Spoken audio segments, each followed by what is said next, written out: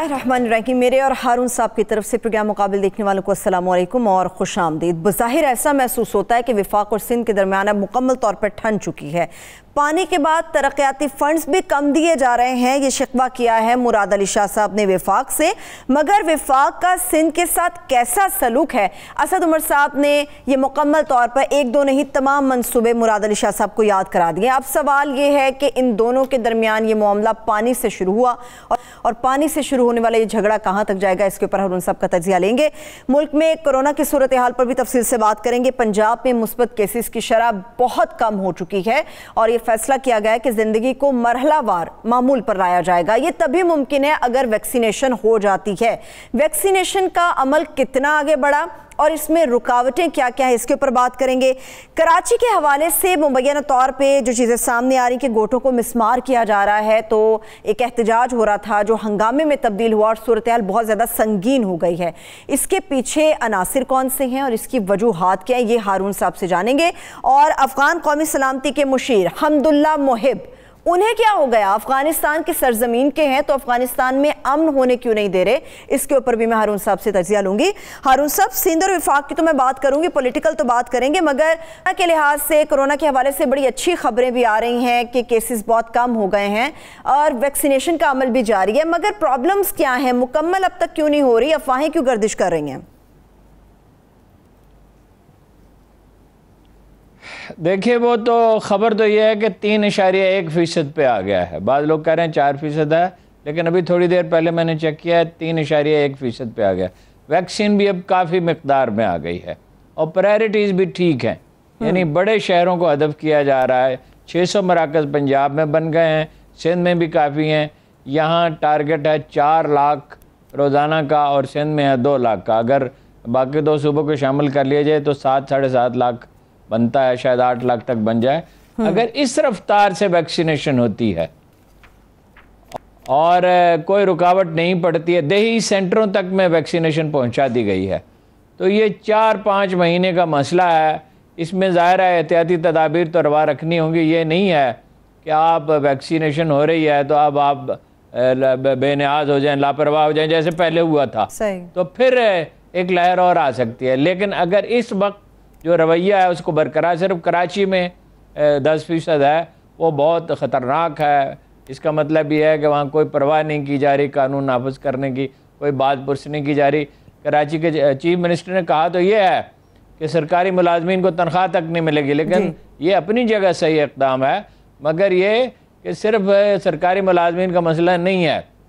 ताजरों के साथ बात करें, रियासत की वैसी रिट कायम नहीं रही है, सब हम लोग उसके ज़िम्मेदार हैं, पॉलिटिकल पार्टियां ज़िम्मेदार हैं, सिविल सर्विस का जवाल है, अदालती निज़ाम की तबाही है और पुलिस की ख़राबी है। वो सारी चीज़ें मिलकर एक ऐसी सूरत हाल पैदा हो गई है कि एक लापरवाही और लाउबालीपन और बेनियाजी, एक बनाना रिपब्लिक जैसी कैफियत पैदा हो गई है।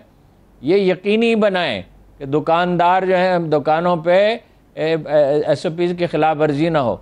अगर ये होता है तमाम तो 4-5 महीने का मसला है, ये लहर टूट जाएगी, वरना फिर अगली लहर आएगी।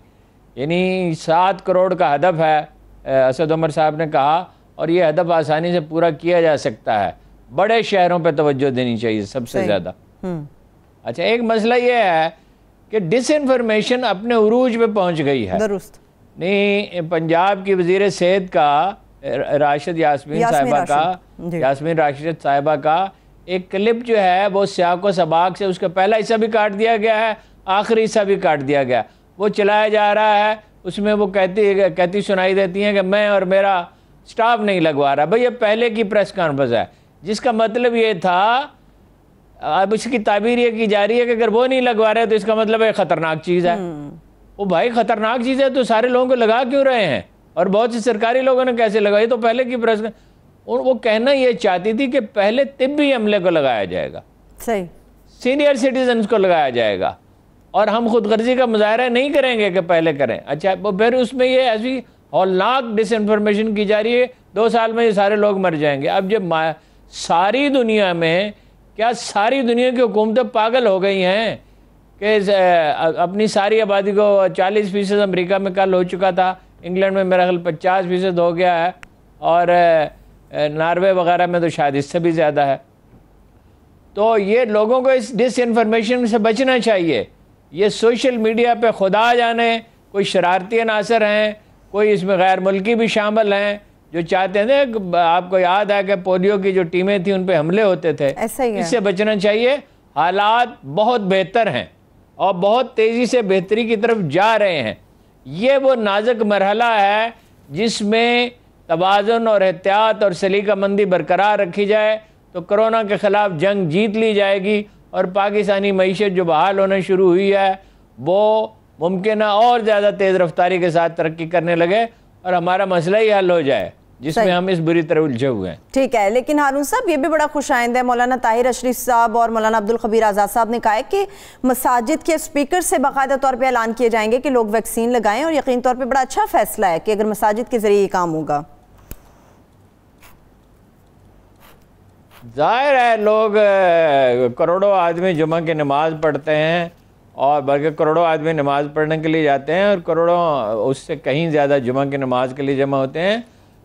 خطیبوں کو معلومات چھپی ہوئی پرنٹڈ حالت میں یا موبائل کے ذریعے دی جا سکتی ہیں، سادہ الفاظ میں، واضح انداز میں انہیں بتایا جانا چاہیے کہ اس میں کوئی خطرہ نہیں ہے قطعاً، اور اس کے یہ فائدے ہیں، اور یہ ساری دنیا کر رہی ہے، اور اگر اس میں ڈس انفارمیشن پہ بلیو کیا گیا تو بڑی تباہی آئے گی ملک میں۔ میرا خیال ہے کہ علماء کا تعاون اس میں بہت اہم ہے۔ اس میں میڈیا کو بڑا اپنا بہت ڈٹ کے یہ ڈس انفارمیشن کی مذمت اور مخالفت کرنی چاہیے اور ایکسپوز کرنا چاہیے۔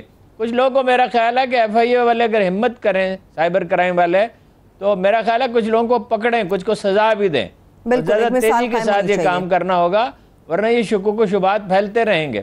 اور اخباروں میں بھی بعض اوقات جھوٹی خبریں چھپتی ہیں۔ میں حیرت زدہ رہ گیا، ایک آدھ اخبار میں ایسی خبر چھپی ہوئی تھی، اور ایسے اگر ایسی کوئی خبر چھپتی ہے تو اس کی پرواہ نہ کریں کہ یہ اخبار ہے اور کیا ہے، اور یہ چینل ہے، کوئی چینل میں تو خیر میں نے نہیں دیکھی، تو اس کے خلاف بھی کارروائی کریں۔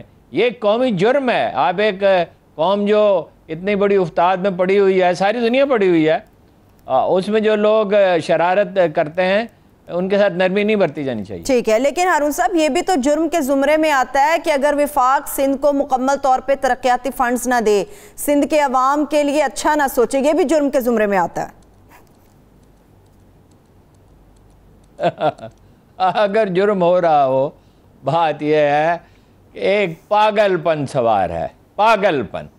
یہ جو وہ ٹاؤن کا مسئلہ ہے اس میں سب لوگ جانتے ہیں کہ زرداری صاحب اس کے حصے دار ہیں، اور اسی ایک میں حصے دار نہیں، معلوم نہیں کہاں کہاں حصے دار ہیں۔ یہ شروع سے اس پہ جھگڑے چلے آ رہے ہیں، سپریم کورٹ نے اس کو نمٹایا مگر پوری طرح نہیں نمٹایا۔ اس میں آپ دیکھیے نا، یہ معاشرے کی کتنی بڑی کمزوری ہے کہ ریٹائرڈ جنرل حضرات اور بے شمار جرنلسٹ اور بے شمار سول سرونٹ جو ہیں وہ ایک آدمی کے ذاتی ملازم ہو گئے ہیں، اور نتیجہ یہ کہ کسی سطح پر اس کے خلاف کوئی کارروائی نہیں ہوتی۔ اب وہاں 40,000 ایکڑ کا تنازع تھا، 40,000 ایکڑ کا۔ اب وہ جو اس کی کئی جہات پیدا ہو گئی ہیں خطرناک۔ مثلا ایک جہت اس کی یہ پیدا ہو گئی ہے کہ جو علاقائی پارٹیاں ہیں وہ قادر مکسی صاحب اور جلال محمود صاحب اور لطیف ایاز پلیجو، اس میں وہ اس کے خلاف احتجاج تو برحق ہے۔ اگر زیادتی ہو رہی ہے تو احتجاج تو انہیں کرنا چاہیے۔ اب اس میں نوبت یہاں تک پہنچی کہ موٹر سائیکل جلا دیے گئے، 2 عمارتوں کو آگ لگا دی گئی، بعد جو رکاوٹیں کھڑی کی گئیں وہ آگ لگا دی، ان کو وہاں بھی آگ لگائی گئی، اور ہائی وے بند کر دی گئی۔ اور ظاہر ہے سندھ حکومت تو زرداری صاحب کی مٹھی میں، ان کے کہنے پہ سب کچھ ہو رہا ہے۔ وہ کہتے ہیں بعد قافلے روکے۔ اچھا، ان میں پھر احتجاج کو احتجاج تک محدود رکھا جائے۔ ایشو کیا ہے کہ کسی کی زمین پہ ناجائز قبضہ نہ ہو۔ اگر وہ ناجائز قبضہ ہے تو صوبائی حکومت کی ذمہ داری ہے، بدقسمتی سے وہ خود اس میں اس کا پارٹی کا سربراہ شریک ہے۔ مگر احتجاج تو اسی تک محدود ہونا چاہیے نا کہ کسی کی زمین پہ کوئی ناجائز قبضہ نہ ہو۔ مگر وہ ملک کے خلاف نعرے لگائے گئے وہاں پہ۔ اور میں آپ سے پہلے کہہ چکا ہوں کہ ان پارٹیوں میں بعض لوگ جو ہیں وہ MI6 کے ہیں. یہ جب محترمہ بے نظیر کے قتل پہ جب آگ لگائی گئی تھی سرکاری عمارتوں کو، ریلوے اسٹیشنوں کو، اس میں MI6 کے لوگ شامل تھے. اس میں بڑی احتیاط کی ضرورت ہے. ایک پاگل پن ہے جو پھیلتا چلا جا رہا ہے. ادھر سے وہ کہہ رہے ہیں کہ جی سندھ کو حصہ نہیں مل رہا، پانی میں نہیں مل رہا ترقیاتی منصوبے. سفید جھوٹ، سفید جھوٹ. 32% حصہ ہے، 32%. 32% غالباً پاپولیشن نہیں ہے. اب اس میں جو منصوبے کراچی کے ہیں اس کا ذکر اسد عمر صاحب نے ذکر کیا ہے. حیدرآباد کی الیکٹرک کمپنی کو کتنے پیسے دیے گئے ہیں، سکھر کی کمپنی کو کتنے پیسے دیے گئے ہیں، K4 کے لیے کیا ہے، گرین لائن کے لیے کیا ہے. 400 میگا واٹ بجلی دی جا رہی ہے کراچی کی صنعتوں کو رواں رکھنے کے لیے، اور بہت سی چیزوں کا انہوں نے ذکر کیا ہے. سندھ کی جامعات کے لیے بھی پیسے رکھے ہیں کہ حکومت کو تو حکومت کی طرح وہ نہیں چلا رہے. یعنی کراچی کو وہ پینے کا پانی دینے کے لیے تیار نہیں ہے. دریائے سندھ سے جو کوٹا، کیا کراچی سندھ کا حصہ ہے یا نہیں ہے؟ صحیح. تو اس کو پینے کا پانی دینے کے لیے تیار نہیں ہے. اور K4 کے لیے حکومت پیسے دے رہی ہے، گرین لائن بسوں کے لیے پیسے دے رہی ہے. بات یہ ہے کہ یہ نظام حکومت ہی نہیں ہے. بلدیاتی ادارے جب تک مضبوط نہیں ہوں گی، ضلعی حکومتیں جب تک مضبوط نہیں ہوں گی. کیا ہم بھول گئے؟ اس قوم کی یادداشت اتنی خراب ہے کہ 6 ارب روپے سے زیادہ کا کبھی ترقیاتی بجٹ نہیں تھا کراچی کا. اور نعمت اللہ خان ہے جسے سنہری دور کہنا چاہیے کراچی کا، 42 ارب پہ پہنچا دیا تھا اسے، 42 ارب پہ.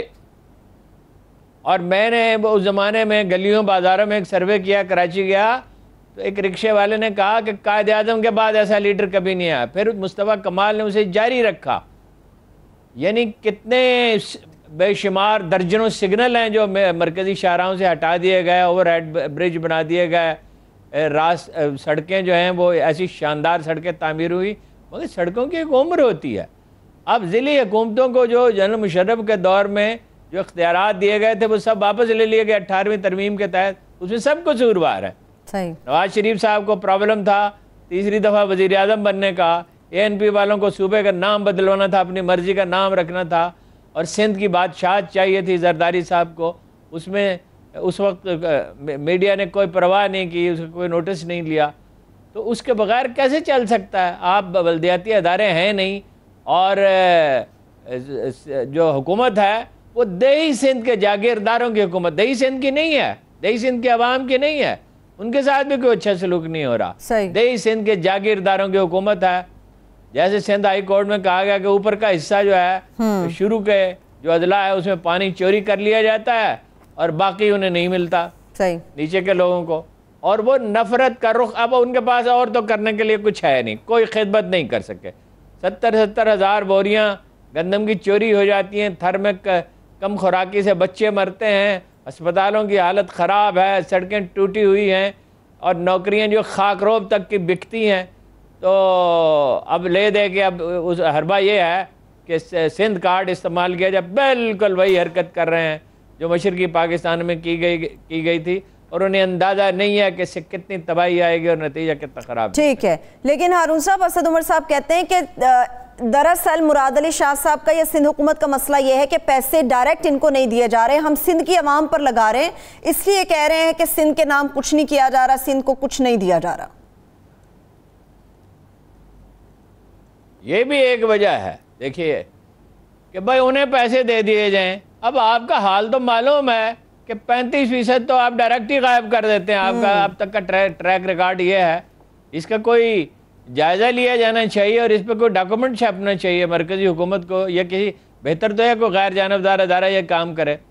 میڈیا بھی اس سلسلے میں خبریں تو چھاپتا ہے کرپشن کی اور توجہ تو دلاتا ہے، لیکن کوئی گہرائی میں جو کام ہونا چاہیے، کوئی تھنک ٹینک اس پہ بنانا چاہیے کہ کتنے ہزار ارب روپے جو ہیں وہ ہڑپ کر لیے گئے. بلاول ہاؤس کے ارد گرد سارے مکانات خرید لیے گئے. اس نے کہا، اپنا کیا نام تھا اس کا، عزیر بلوچ نے، کہ میرے ذریعے خریدے گئے اونے پونی قیمت پر، اور کہا جاتا ہے کہ 30,000 ایکڑ زمین زرداری صاحب نے خریدی. اچھا، اب ایک اعتراض یہ ہے، یہ ایک وجہ تو یہ ہے کہ پیسے ہمیں براہ راست دیے جائیں. یہ ایک بلیک میلنگ ہے. جی بلیک میلنگ سے نرم لفظ اس کے لیے استعمال نہیں کیا جا سکتا. اچھا اب یہ ہے جی پختونخوا میں بڑے ترقیاتی منصوبے بن رہے ہیں، خدا کے بندو پختونخوا میں اگر بند بنیں گے، اگر پنجاب تو اپنے حصے کا کچھ نہ کچھ سیکریفائس کرتا ہے، پنجاب میں کون سے ڈیم بن رہے ہیں اور کون سے بڑے بڑے ترقیاتی، پنجاب میں جو روپیہ برباد کرنا تھا وہ شریف خاندان نے کیا، اس کی طرف میں بعد میں آتا ہوں. صحیح بھائی تربیلا ڈیم اگر بنا اور منگلا ڈیم اگر بنا اور اس میں پانی کا ذخیرہ ہوا تو سندھ کے حصے کا پانی بڑھ گیا، پنجاب کو بھی پانی زیادہ ملا، سندھ کو بھی پانی زیادہ ملا. تو پختونخوا میں جو ڈیم بنیں گے، بھاشا ڈیم یا داسو ڈیم یا فلاں ڈیم، تو اس سے سندھ کے حصے کا پانی بڑھ جائے گا نا، اور جو بجلی پیدا ہوگی وہ سندھ کو ملے گی، ظاہر ہے جو اس کا حصہ ہوگا اسے ملے گی جب یعنی وفاقی بجٹ سے وہ بنیں گے. اب بھی 400 میگا واٹ بجلی انہیں زیادہ دے رہے ہیں نا، اسی سے روزگار پیدا ہوتا ہے نا. ان کا حال تو یہ ہے کہ جو شہری سندھ ہے اس کے ساتھ سوتیلی اولاد جیسے سلوک کیا جاتا ہے، جعلی ڈومیسائل بنائے جاتے ہیں. حیدرآباد میں کراچی میں حیدرآباد میں جہاں جہاں اردو بولنے والے یا دوسری زبانیں بولنے والے ہیں وہاں یہ کراچی میں خاص طور پہ تمام افسر دیہی سندھ سے لائے جاتے ہیں. حیدرآباد میں بھی صورتحال کم و بیش یہی ہے، اور جو کراچی کے افسر ہیں انہیں دیہی سندھ میں بھیج دیا جاتا ہے اور ان پہ جاگیرداروں کا دباؤ ہوتا ہے. آپ تو یہ حرکت کر رہے ہیں اور یہی انہی حرکتوں کا نتیجہ ہے. مردم شماری کے معاملے میں روتے ہیں، ٹسوے باتیں ہیں، روتے نہیں ہیں. کیا تحریک اٹھائی ہے انہوں نے؟ MQM نے اس سے زیادہ احتجاج کیا ہے، جماعت اسلامی نے اس سے زیادہ احتجاج کیا ہے، مصطفیٰ کمال نے اس سے زیادہ احتجاج کیا. آپ نے کیا احتجاج کیا؟ آپ اس میں شریک جرم ہیں. کراچی کی آبادی کم رکھنا چاہتے ہیں اور آج کی بات نہیں ہے، بھٹو صاحب نے بھی حکم دیا تھا کہ کراچی کی آبادی کم دکھائی جائے، اس لیے کہ کراچی کی آبادی زیادہ ہوگی تو ان کی سیٹیں کم از کم 60-70% بڑھ جائیں گی اور حکومت سازی ان کے لیے مشکل ہوگی.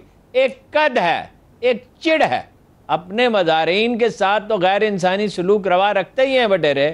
کراچی شہر سے چڑ ہے، حیدرآباد سے چڑ ہے.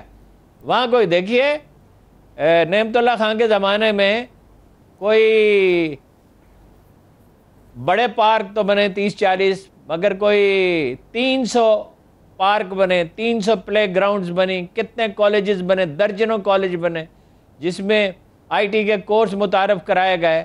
اور ایک یعنی ایسی یہ دور کا آغاز ہوا. کل مجھے خود نعمت اللہ خان نے بتایا ایک دفعہ کہ ہمارے پاس پیسے نہیں تھے، ہم نے ایک کالج بنا لیا، اس کی عمارت کے لیے تو فنڈز مہیا تھے مگر ہمارے دائرہ اختیار میں نہیں تھا کہ اساتذہ رکھ سکیں. ہم نے اپیل کی کہ بلا معاوضہ اگر کوئی استاد میسر آ سکیں. 200 اساتذہ نے والنٹیئر کیا، 200 نے، کمپیٹنٹ اساتذہ نے. صحیح. اور ترقی تو ہوئی نعمت اللہ خان کے دور میں، یہ مصطفیٰ کمال کے دور میں. اس کے بعد تو کراچی کو اس کے حال پہ چھوڑ دیا گیا جہاں حالت یہ ہو کہ 2/3 کوڑا ہی نہ اٹھایا جاتا ہو. چلیے میں بریک سے واپس آ کے ڈالنے والا پانی صاف نہ کیا جاتا ہو. صحیح، ایک بریک لے لیتے ہیں. بریک سے واپس سندھ کی جو حالیہ صورتحال ہے کراچی کے حوالے سے بھی مسلسل اس کے اوپر بات کریں گے، اور شریف خاندان نے جس طرح سے ہارون صاحب نے بات کی کہ پنجاب کو کس طرح سے برباد کیا اس کے اوپر بات ہوگی. افغانستان کے معاملے کے اوپر بھی تفصیل سے بات کریں گے. ہمارے ساتھ رہیے.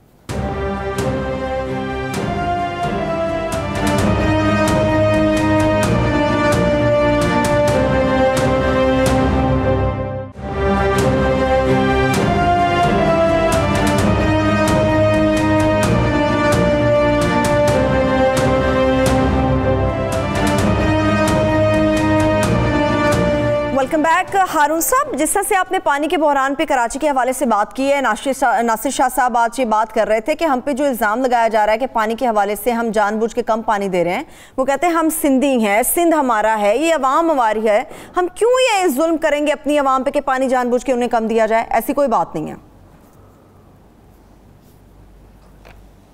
نہیں، تو جاگے صرف پانی کا مسئلہ ہے. یعنی کون سی اور چیز ہے جس میں زیادتی نہیں ہو رہی؟ کیا بھرتیوں میں زیادتی نہیں ہوتی؟ کیا رشوت نہیں لی جاتی؟ کیا جاگیردار اپنے مزارے پہ دن رات مظالم نہیں ڈھاتے ہیں؟ کیا لوگ وہ قبائلی تصادم نہیں ہوتے ہیں؟ کیا پولیس کو استعمال نہیں کیا جاتا شوگر ملوں میں گنا لانے کے لیے؟ ایک تو IG کو اسی لیے جانا پڑا. تو ہم کا کیا سوال ہے؟ اوپر کے علاقے کے جو جاگیردار آپ کی جگہ جاگیردار ہیں وہ پانی زیادہ استعمال کرتے ہیں، وہ کم بچتا ہے. بھائی کسی طرح ثابت کرے نا، یعنی یہ کہہ دینا کہ ہمیں کم پانی مل رہا ہے، یہ کیا بات ہے؟ یہ بتائیں نا، کوئی میٹر، کوئی معیار، کوئی نگرانی، کوئی نظام، کوئی گواہی، کوئی شہادت، کسی طرح ثابت کرے نا کم پانی مل رہا ہے. کم پانی تو پنجاب کو مل رہا ہے. یہ نفرت کی سیاست کر رہے ہیں. وہ آج ایک اور وزیر صاحب نے بھی کہا، اسی طرح کی بات کی ہے کہ یہ پنجاب ظلم کر رہا ہے اور یہ ہو رہا ہے اور وہ ہو رہا ہے. پنجاب فیصلہ کرتا ہے پانی کا، یہ تو وفاق فیصلہ کرتا ہے. ایک ادارہ موجود ہے عرصہ کے نام سے، وہاں سسٹم موجود ہے، اس سسٹم میں کوئی کمی اور خامی ہے تو اس کو دور کر لیا جائے. نفرت کا کھیل کھیل رہے ہیں، نفرت کا وقتی مفادات کے لیے. اگر اندرون سندھ سے ان کے خلاف کبھی تحریک اٹھی، ان کے ہوش ٹھکانے آ جائیں گے. جس طرح باقی 3 صوبوں کو کھو دیا ہے، اس کو بھی کھو دیں گے.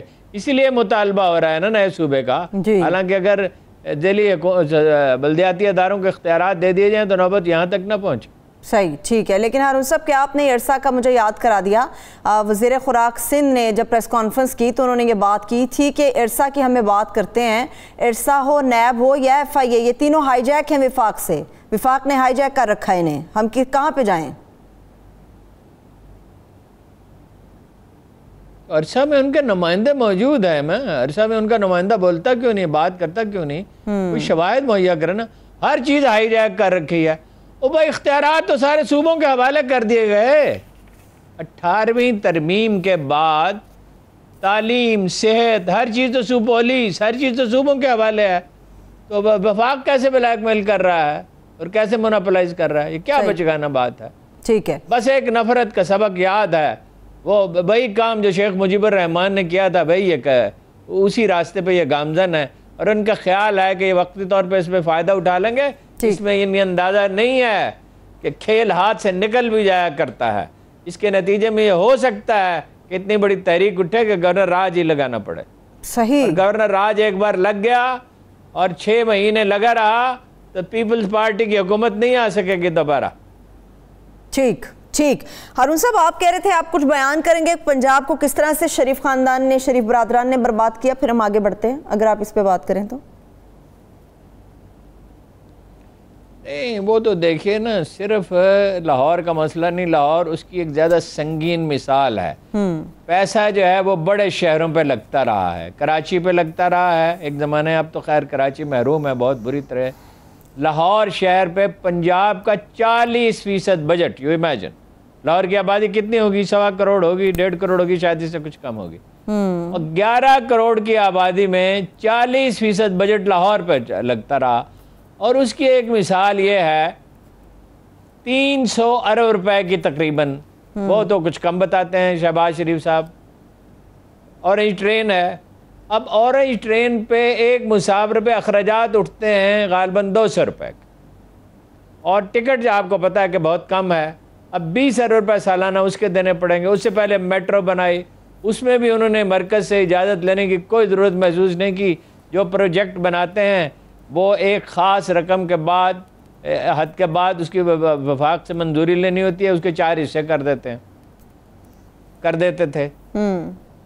اب یہ میٹرو کی اور ریلوے کی سبسڈی میں اتنا پیسہ جائے گا کہ آپ کا تعلیم پہ اور اسپتالوں پہ جو اخراجات ہونے چاہیے وہ نہیں ہو سکتے. اس کو ایک سکول نہیں بنا ہے. کہتے ہیں کہ ہم نے کچھ سکول اپ گریڈ کیے ہیں، یعنی کہیں ایک کمرہ بنا دیا وہ اپ گریڈ ہو گیا جی، یا 2 کمرے بنا دیا اپ گریڈ ہو گیا. ایک سکول نہیں، 5000 سکول نجی اداروں کو دیے گئے ہیں.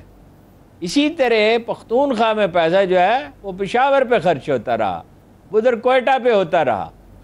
تو جب آپ اس طرح یعنی بڑے شہروں پہ سب کچھ لٹا دیں گے تو پھر مائگریشن شروع ہوگی بڑے شہروں کی طرف، پھر اور مسائل پیدا ہوں گے، پھر کچی آبادیاں ہوگی. آج وزیر اعظم نے کہا ہے کہ کچی آبادیوں کو اختیارات کا، کل کہا کہ وہ کچی آبادیوں کو حقوق دے دیے جائیں. پھر آپ کچی آبادیاں بساتے چلے جائیں اور کبھی تبادن قائم نہیں ہوگا. بھئی جابز پیدا ہونی چاہیے. یہ آپ موٹر وے کے جال بچھا رہے ہیں، کوئی انڈسٹریل اسٹیٹس نہیں بنا رہے. کچھ کام نہیں کر رہے کہ جاب جو ہیں وہ قصبات میں پیدا ہونی چاہیے، دیہات میں پیدا ہونی چاہیے، زراعت کو میکنائز کرنا چاہیے، کوئی کسانوں کے لیے چینل بننا چاہیے، ان کی کوئی تعلیم کا بندوبست ہونا چاہیے، زرعی یونیورسٹیوں سے ٹرینڈ ورکر ایک زمانے میں جایا کرتے تھے، کسانوں کو گائیڈ کرتے تھے، وہ زمینوں کو ہموار ہونا چاہیے، لیزر لیولنگ ہونی چاہیے، پیداوار آسانی سے دگنی ہو سکتی ہے۔ میں بارہا اس کو ایکسپلین کر چکا ہوں کہ 2% اضافہ کوئی اضافہ نہیں ہے۔ اگر پانی کا نظام جو ہے آبپاشی کا بہتر بنایا جائے تو یہ 4، 5، 6 گنا تک پیداوار بڑھ سکتی ہے۔ میں آپ کو کئی دفعہ بتا چکا ہوں کہ قصور میں اس کا تجربہ ہوا ہے، اس کا کاموکی میں تجربہ ہوا ہے، 2 گنا تک پیداوار بڑھ گئی ہے۔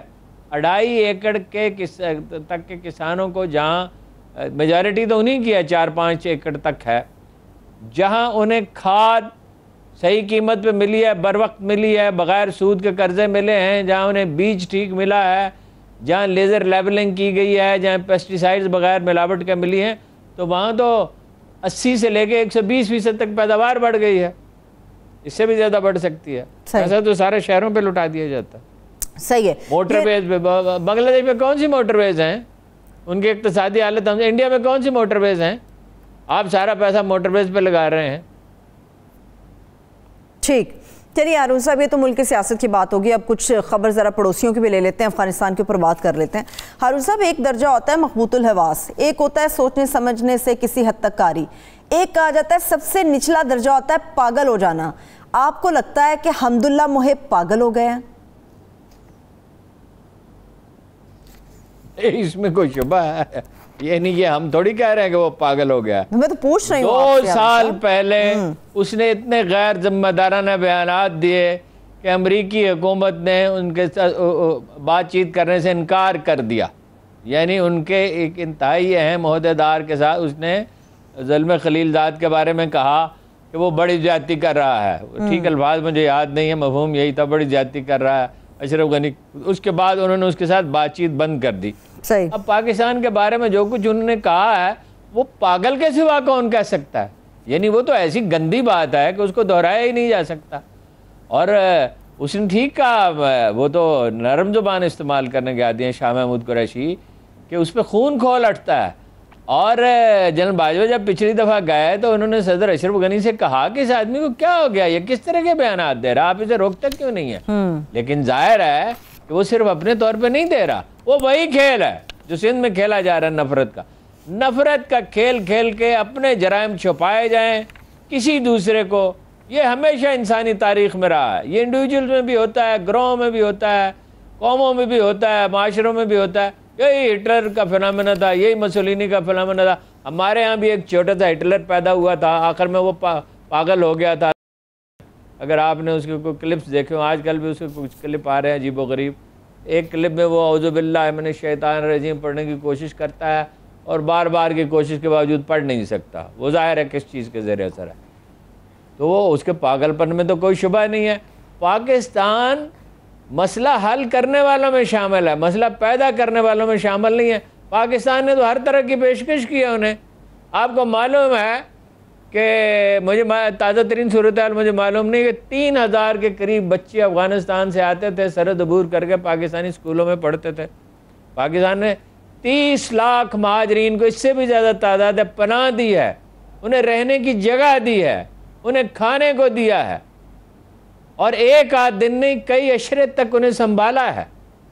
اور اس کے جواب میں وہ گندی گالیاں بک رہے ہیں، بجائے سے کہ کوئی معقول بات کریں، کوئی تجویز پیش کریں۔ تو یہ حمداللہ محب کس کی زبان میں بات کر رہے ہیں ہارون صاحب؟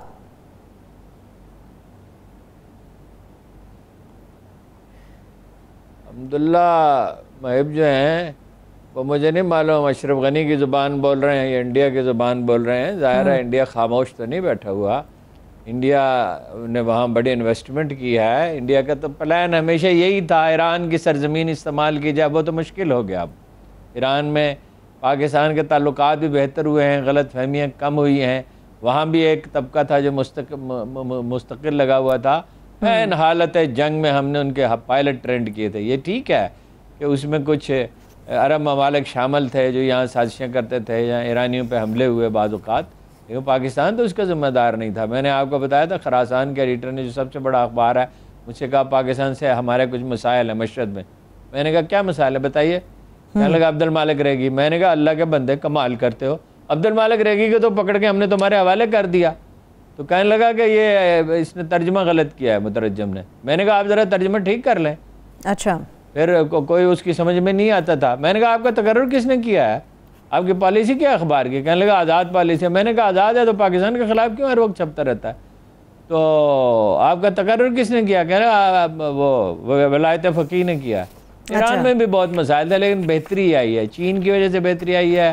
غلط فہمی حالت جنگ میں ہم نے ان کے پائلٹ ٹرینڈ کیے تھے, اسلحے سے لدی ہوئی ٹرینیں ہم نے ان کو دی تھی خلیج وار میں. اب تو یہ کوئی راز نہیں ہے, لیکن اب وہاں تو معاملات بہتر ہو گئے. مگر افغانستان میں ہر طرح کا مرسنری موجود ہے, اور افغانیوں کی ایک قابل ذکر تعداد ایسی ہے جن کے بارے میں کہا جاتا ہے کہ وہ ٹینک کے سامنے کھڑے ہو سکتے ہیں, ڈالر کے سامنے نہیں کھڑے ہو سکتے.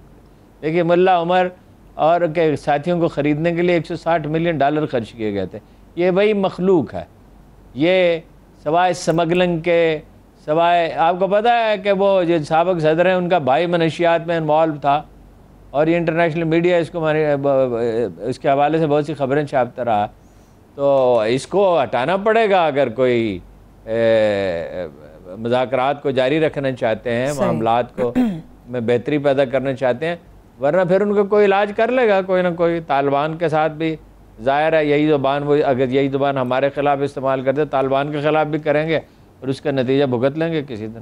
ٹھیک ہے, چلیے بریک کی طرف بڑھتے ہیں, ایک چھوٹی سی بریک لے لیتے ہیں, بریک سے واپس آئیں. تو پبلشرز کے اوپر حکومت پنجاب کی طرف سے جو نئی پابندیاں عائد کی گئی ہیں اس سے کس قسم کا بحران سر اٹھا سکتا ہے, اس کے اوپر بات کریں گے, اور نظام عدل کو مزید بہتر کس طرح سے کیا جا سکتا ہے اس پہ بات ہوگی. ہمارے ساتھ رہے گئے.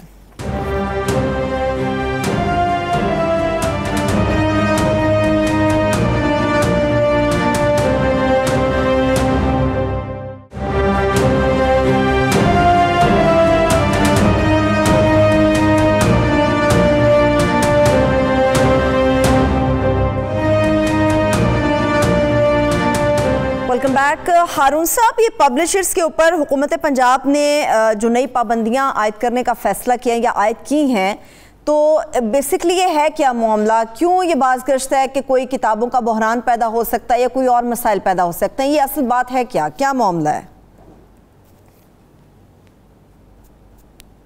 معاملہ کیا ہے, عقل مند لوگ ہیں, آپ کو پتہ ہی ہے, اور کون سے معاملے میں انہوں نے بڑی دانائی کا مظاہرہ کیا ہے. بھائی 80,000 روپے دینے پڑیں گے ٹیکسٹ بک بورڈ کی, وہ جو نصابی کمیٹی ہے اس کو, اور 45,000 روپے دینے پڑیں گے علماء بورڈ کو. اچھا. اور 15,000 روپے دینے پڑیں گے نو آبجیکشن سرٹیفکیٹ کے لیے. یہ کوئی 1,40,000 روپے بنتے ہیں. تو ہر کتاب پہ اگر 1 لاکھ, اور ہر سال NOC کی تجدید کرانی پڑے گی.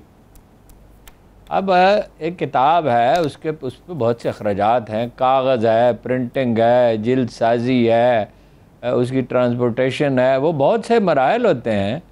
تو اس پہ اگر ہر کتاب پہ 1,40,000 روپے کے اخراجات مزید بڑھ جائیں گے, اور یہ پورا پروسیس بھی ہوگا اس میں, اس کو ایک دفتر سے دوسرے دفتر تک بھی جانا پڑے گا, شاید سفارشیں بھی کرانی پڑیں گی.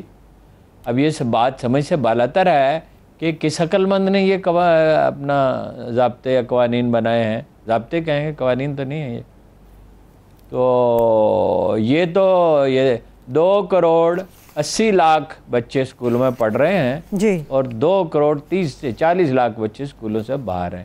یہ تعلیم کے فروغ کا یعنی راستہ چنا گیا ہے. علماء بورڈ کی کیا ضرورت ہے, یہ تو ہر آدمی جانتا ہے. وہ خود کہتے ہیں ہمارے پاس ماہرین موجود ہیں. یہ تو ایک کتاب جو پڑھنے کے لیے کتنا وقت چاہیے ہوتا ہے بچوں کی, ایک کتاب پڑھنے کے لیے 1 دن کافی ہے, 2 دن کافی ہیں, 3 دن کافی ہیں.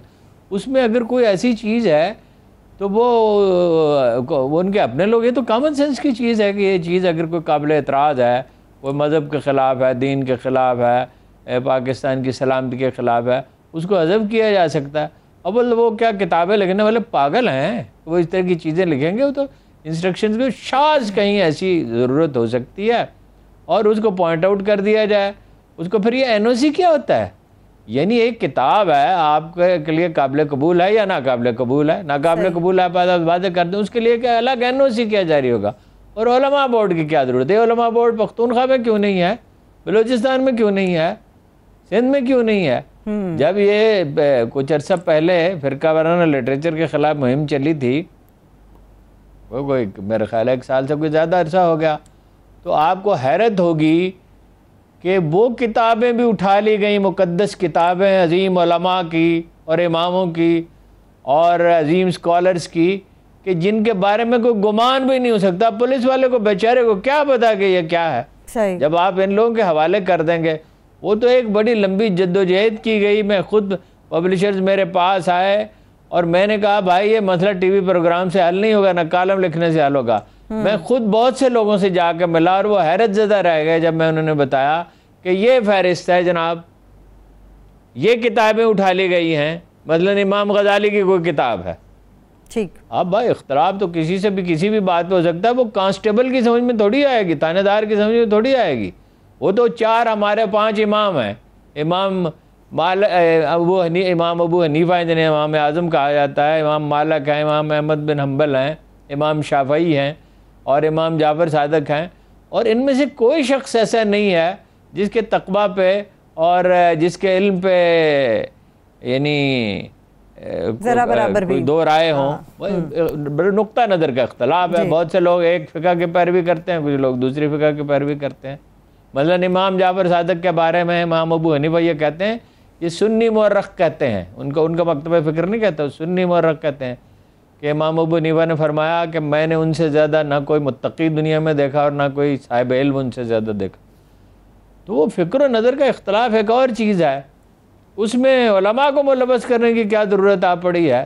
میرے نہیں خیال کہ یہ سلسلہ چل سکے گا، اس کو ختم کرنا ہوگا۔ ایک طرف آپ تعلیم عام کرنا چاہتے ہیں، دوسری طرف آپ ایک سکول بنانے کی آپ کو توفیق نہیں ہوئی، اور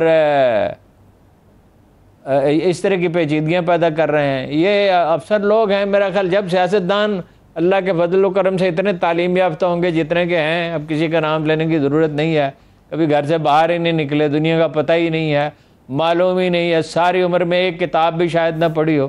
یہ وزراء کی تو بہت بڑی تعداد کے بارے میں کہہ سکتا ہوں کہ ساری عمر میں ایک کتاب بھی شاید نہ پڑھی ہو، پڑھی ہوگی تو کوئی یعنی کوئی ڈائجسٹ پڑھا ہوگا، کوئی ممکنہ اخبار پڑھ لیتے ہوں۔ میں نے تو ایسے سیاستدان بھی دیکھے جو اخبار بھی نہیں پڑھتے، ٹی وی پہ نثار کرتے ہیں۔